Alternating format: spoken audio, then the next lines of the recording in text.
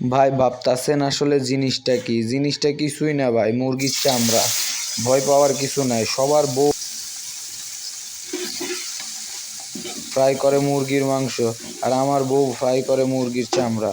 বউ কইলে এটাই অনেক নাকি টেস্টি হইব, তাই শুরু করছে মুরগির স্কিন ভাজি, মানে চামড়া ভাজি। চামড়াগুলো ভালো মতো হলুদ মরিচ দিয়ে মাখাই নিছে। মাখাই নেওয়ার পরে এই যে কড়াইয়ের উপর ছাইড়া দিছে। এখানে কিন্তু বেশি তেল দেওয়া লাগবে না ভাইরা, কারণ এই মুরগির চামড়া থেকে তেল বের হয়।